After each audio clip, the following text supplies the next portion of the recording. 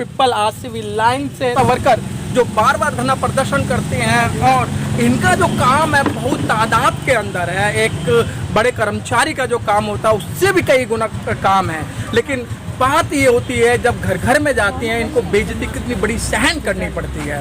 Hospital में जाती हैं तो वहाँ डॉक्टरों की बेइज्जती, वहाँ नर्सों की बेइज्जती, उसके बावजूद भी सरकार का काम करते हैं।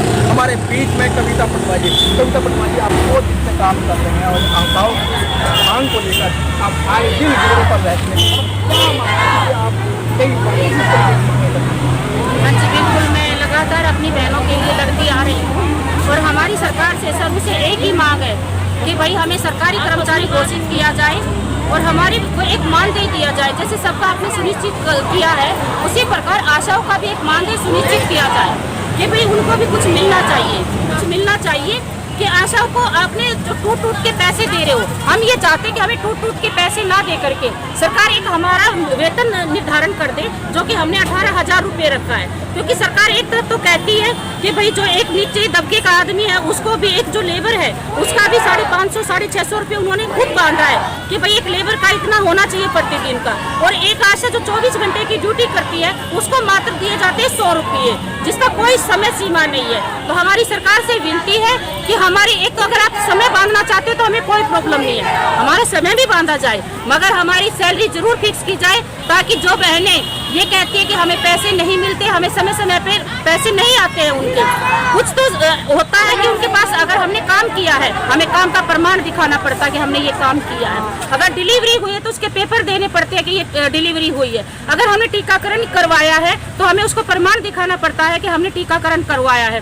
तो सरकार को क्या पता नहीं है, क्या पोर्टल पे नहीं जा रहा है कि हमने ये काम किया है? अगर पोर्टल पे जा रहा है सारी चीजें, सरकार ऊपर तक बैठी बैठी देख रही है, तो क्यों नहीं इस आशा को आगे प्रोत्साहित कर रही है? वो इन आशाओं का शोषण क्यों किया जा रहा है? मेरी सरकार से यही विनती है कि हमें मानदेय जो हमारा दे रहे हो उसकी बजाय हमारा फिक्स किया जाए, जो कि हम कह रहे कि हमारे को 18,000 रुपया दिया जाए और हमारे को सरकारी कर्मचारी घोषित किया जाए। असद कविता पटवारी, जिस तरीके से अभी कोरोना वायरस था, कोविड-19 था, उसके अंदर भी आपने भरपूर काम किया।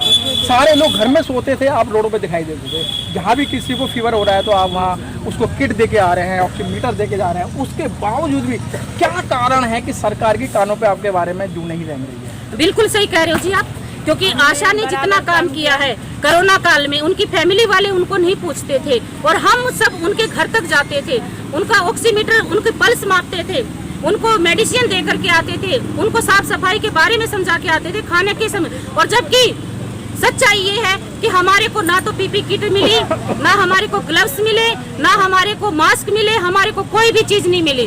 हमने सिर्फ अपने पैसों से खरीद करके और सारा काम किया। हम सरकार से ये कहना चाहते हैं, सरकार कहती है कि हमने करोड़ों का बजट आशा के लिए तैयार किया है, तो अगर आशा के लिए करोड़ों का बजट तैयार किया जाता है तो वो बजट जाता कहाँ है? मेरी सरकार से ये गुजारिश है कि कृपया करके हमें बताया जाए कि वो बजट है कहाँ। अगर आप आशा के लिए लेके आ रहे हो, आप आए दिन कहते हो आज आशा के लिए हम ये लेकर के आए दिन कहते हो हम आशा के लिए वो लेके आए हैं। अगर आशा के लिए आप वाकई में कुछ लेके आए हैं तो ये आशा आज रोड पे उतरने के लिए क्यों मजबूर हो रही है? इनको वो काम दिया, अगर काम दे रहे हो तो उस काम के हिसाब से उसको पैसा भी दिया जाए।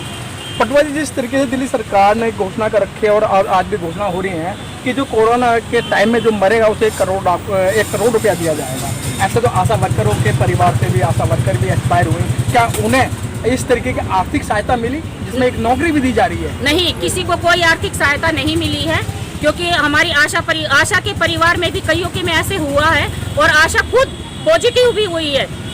सहायता की तो बात छोड़िए, उस आशा को एक हॉस्पिटल में अलग से एक ऐसा बेड नहीं दिया गया, एक ऐसी सुरक्षा नहीं दी गई कि ये आशा इतनी पॉपुलेशन में जाकर के काम करती है, ये सबके लिए मरती है, तो कम से कम इसको एक अलग से बेड दिया जाए, एक अलग से सुरक्षा दी जाए।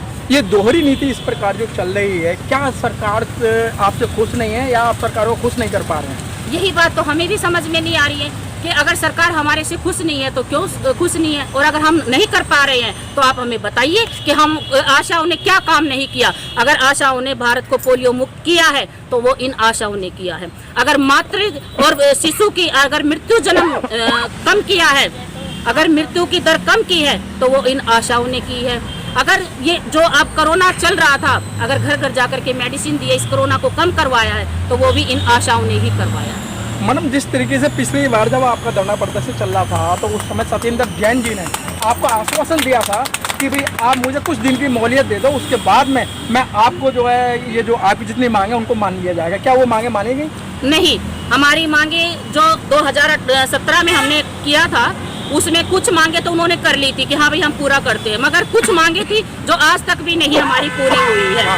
और मांगों को यही है कि हम मांगे प्रतिदिन अगर हम करते रहेंगे तो सरकार क्या करेगी? अगर हम काम ऐसे ही काम इतना दे देंगे, हम उनके लिए मांगने के लिए यहाँ पे आएंगे। सरकार ऐसा क्यों नहीं करती कि हमें मांगने की आवश्यकता ना पड़े?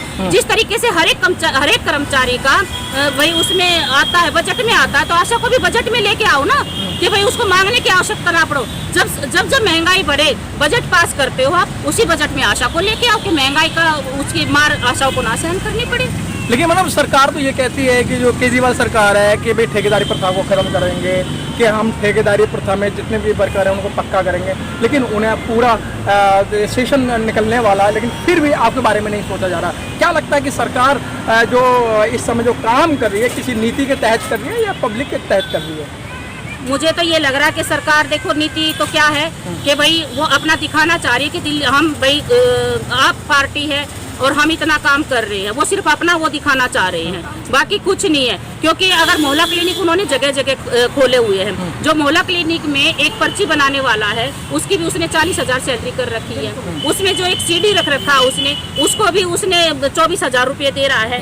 और जबकि काम आशा करती है और वो सीडी अगर एक पम्पलेट्स भी चिपकाने जाता है तो उसको प्रतिदिन के आप 750 रुपये दे रहे हो और आशा को प्रतिदिन के 100 रुपये दे रहे हैं। ऐसे क्यों किया जाए? तो मैडम ऐसा तो नहीं है कि जो जैसे आशा वर्कर हैं आपकी भी मतलब कई सारी यूनियन हैं, एक जो दूसरी यूनियन है वो दूसरा दावा करती है, आप दूसरा दावा करती हैं, उसमें सही बात है। ये जो यूनियन में आए हुए हैं वो खुद आशा वर्कर नहीं है, बड़ी गलत बात है। वो हमारी आशा, कुछ आशा बहनों को वो कहते हैं कि हम अंदर जाकर के बिना यूनियन के कुछ हो नहीं सकता है, हम ये करवा देंगे वो करवा देंगे। और हमारी आशा बहनें इतनी भोली है कि उनकी बातों में आ जाती है, क्योंकि ये आशा जो है ना ये चालू नहीं है, ये बड़ी भोली है।